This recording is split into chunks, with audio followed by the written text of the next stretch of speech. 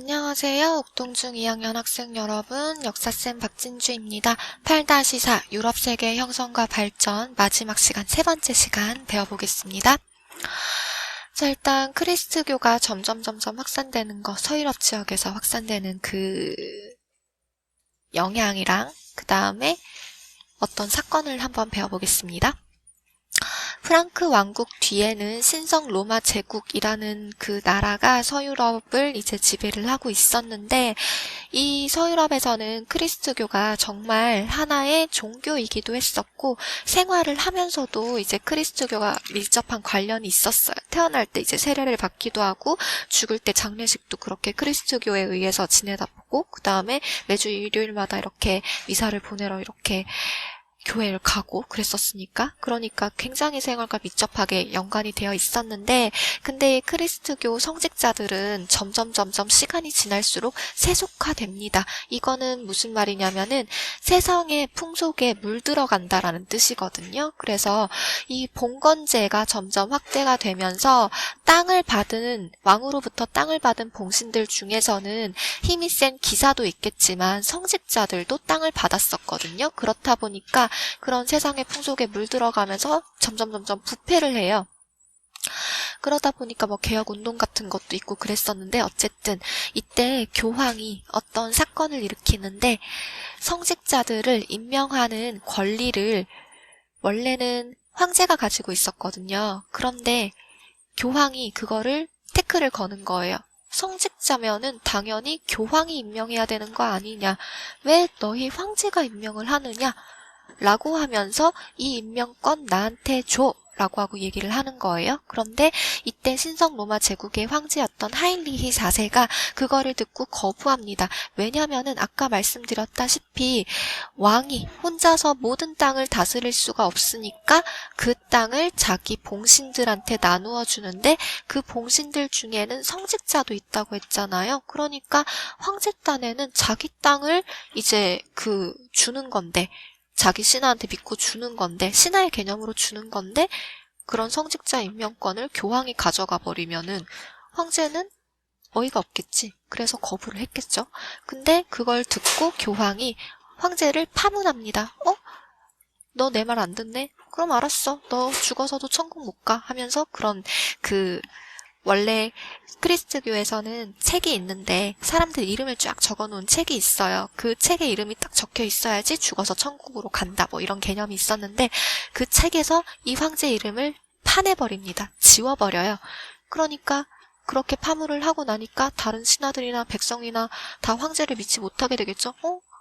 우리 다 크리스트교 다 같이 믿는데 저 황제는 족보에서 파였다면서, 그러면 저 사람이 진짜 황제 맞아? 저 사람이 우리 진짜 다스릴 수 있어? 하면서 이제 점점 황제가 그 궁지에 몰리게 되는 거죠. 그래서 이 황제가 결국에는 굴복을 해서 카노사의 굴욕이라는 사건이 일어나는데, 이게 이제 이탈리아에 보시면은 카노사라고 하는 지역이 있는데, 그 지역으로 가가지고 교황을 찾아갑니다. 그런데 이 교황이 성문을 안 열어줘요. 그래서 사흘 밤낮으로 막 이렇게 맨발로 밖에 이렇게 발을 동동 구르면서 교황님 잘못했어요 하면서 열심히 빌었어요. 빌고 나니까 교황이 그래, 그러면은 성직자 임명권 나한테 주는 거지? 네. 그러면은 내가 하라는 대로 할 거지? 네. 해서 결국에는 황제가 굴복을 하게 된 거예요. 그래서 이 이후로, 이 카노사의 굴욕이라는 사건 이후로 교황이 교회를 지배하고 세속 군주, 그러니까 황제나 그 다른 지역의 왕한테 큰 영향력을 행사하게 된 사건이 카노사의 굴욕이 되겠습니다. 그리고 뭐 중세인의 생활을 지배한 교회는 뭐 이거는 읽어보면 아실 것 같고, 이렇게 이제 교황의 힘이 엄청나게 세졌다. 그리고 서유럽 지역에 있는 크리스트교 건축물을 보면은 굉장히 그 지붕이 뾰족뾰족한데요. 이런 양식을 고딕 양식이라고 불러요. 여러분들 막 그런 폰트 중에서도 고딕체라고 있잖아요. 그 끝이 이제 뾰족뾰족하죠. 그게 이제 여기서 따온 거거든요.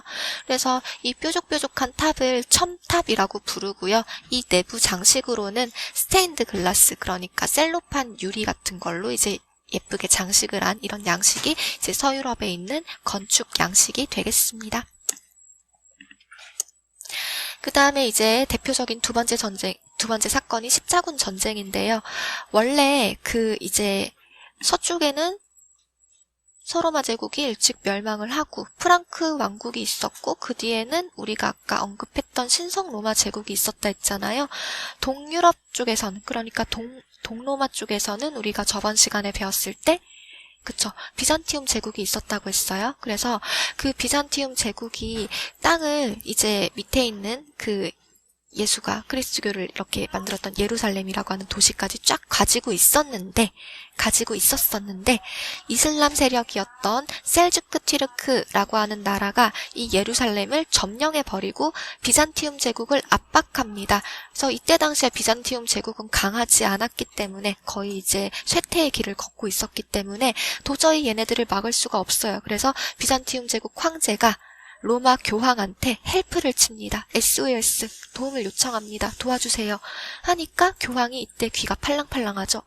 비잔티움 제국도 나한테 도움을 요청을 하네? 이거 도와줘가지고 예루살렘 차지하면은 내 힘이 더 세지겠네?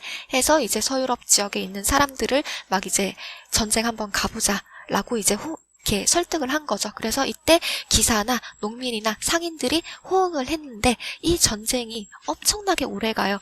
거의 한 8차까지 전쟁이 진행이 되는데 한 200여 년 동안 지속이 되거든요. 근데 처음에는 성스러운 성지인 예루살렘을 이제 다시 되찾으러 가자라고 하는 목적이 굉장히 강했지만 나중에는 이제 뭐 상업적인 이득을 더 중요시해가지고 오죽하면은 4차 십자군 전쟁 때는 어린 소년병들이 이렇게 배를 타고 그 예루살렘 쪽으로 가려고 이렇게 했었는데 그 배가 알고 보니까 노예선이었거든요. 그러니까 그 배가 안에 있는 애들이 다 노예로 팔려간 거예요. 그래서 상업적인 이득을 더 중요시하면서 전쟁의 목적이 점점 변질이 되고 거기다가 전쟁이 길어지면 길어질수록 그 서유럽 지역에서 이렇게 전쟁을 일으켰지만 계속 지는 거예요. 그렇다 보니까 교황이 처음에는 이길 수 있다고 했는데 200년 동안 계속 질질질 끌고 한 번 이기고 나머지는 다 졌거든요. 그렇다 보니까 교황의 권위가 굉장히 손상됩니다.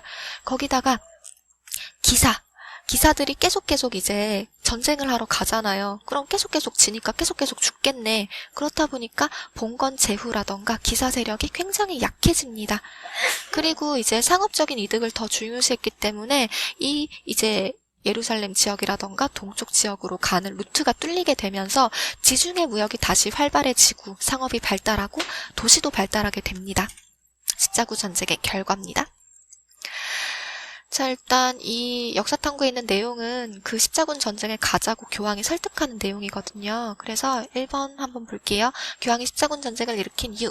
동서로 분리된 교회를 통합하면서 이슬람 세력에게 빼앗긴 예루살렘을 되찾고자 십자군 전쟁을 일으켰다. 하지만 점점 변질이 되고 계속 지면서 교황의 힘이 약해졌다.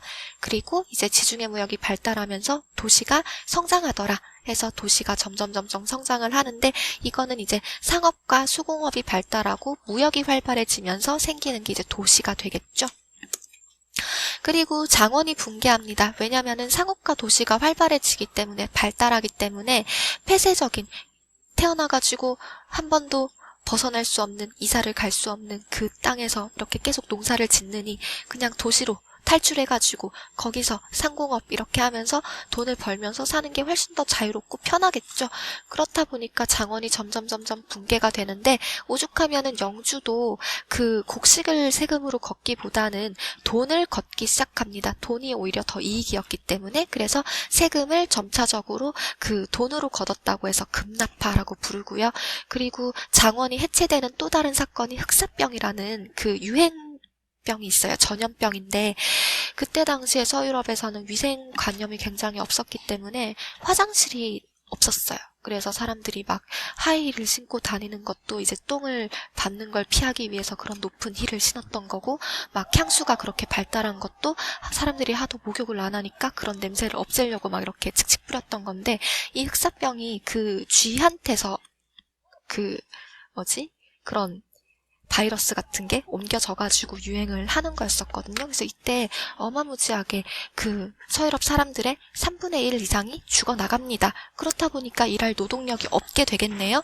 그래서 이제 영주, 그 땅 주인은 더욱더 이제 세금을 더 걷기 위해서 사람들을 쥐어짜고 거기서 농민들은 하다 안 되니까 반란을 일으키고 그래서 이 장원은 또 붕괴되고 이런 게 붕괴되면서 이제 도시는 더욱더 발달하고 더욱더 이제 상공업이 활발해지는 방향으로 가게 된 거죠. 그리고 이제 십자군 전쟁 이후에 교황이 엄청나게 힘이 약해졌다고 했잖아요. 이길 수 있다고 했는데 200년 동안 전쟁을 했지만 계속 졌잖아요. 거기다가 이제 전쟁에 나간 기사들도 계속 이제 졌으니까 죽어나가고 봉건 세력은 약화되고, 그러면은 그 이제 영주 기사가 죽었어요. 그러면은 그 땅은 주인한테로 다시 되돌아가겠네요. 그래서 그 주인한테로 계속 돌아가다 보니까 결국에는 최종 이제 그 주인이 왕이 되는 거죠. 그 나라의 왕. 그래서 왕권은 오히려 강화가 됩니다. 그래서 그런 도시민들을 도와주고, 그 도시에 있는 사람들은 왕을 도와주고, 왜냐면은 자기 영주를 도와주면은 그 영주에 살면은 세금 압박이 있거나 더 이제 부려먹으려고 일을 시키니까 왕한테로 이제 차라리 라인을 갈아타자는 말이 나온 거죠. 그래서 그 국왕을 지키는 군대인 상비군이나 아니면은 국왕의 신하인 관료제가 조직이 되면서 이제 나라가 점점 국왕한테로, 왕한테로 권력이 집중됩니다. 그래서 이 국가를 중앙집권 국가라고 부르고요. 대표적인 이제 국가가 프랑스랑 영국이 있겠네요. 그래서 복잡하지만 우리는 오늘 서유럽 마지막 시간을 배워봤네요. 그래서 중요한 것만 다시 한번 짚어볼게요. 서유럽 지역에 그리스도교가 확산되는데 교황의 힘이 점점 강해지는 사건이 바로 카노사의 굴욕이라고 하는 사건이 있었어요. 그리고 서유럽 지역의 건축 양식은 뾰족한 첨탑과 그 스테인드 글라스가 있는 고딕 양식이 있었고요. 그리고 십자군 전쟁이라는 사건이 있었죠. 이슬람 제국이었던 셀주크 티르크가 예루살렘을 점령하면서 비잔티움 제국이 교황한테 도와주세요 하니까 교황이 이때 한번 좀 권력 한번 더 넓혀볼까 해서 시작을 한 전쟁이지만 200여 년 동안 지속이 되면서 계속 지죠. 그래서 교황의 힘이 약해지고, 봉건제후랑 기사는 전쟁 나가서 계속 죽으니까 이 세력은 약화되고, 하지만 지중해 무역은 더욱더 활발해져서 도시는 발달하고, 그래서 도시가 성장을 하면서 기존에 있었던 장원은 붕괴하게 되는 거죠. 영주도 세금을 돈으로 걷기 시작하고요. 거기다가 해체되는 이제 가장 큰 사건이 흑사병이 있었습니다. 사람들이 워낙 많이 죽어나가니까 영주가 더 무거운 세금을 요구하니까 이제 농민 반란이 일어나고 장원 붕괴가 촉진된 거죠.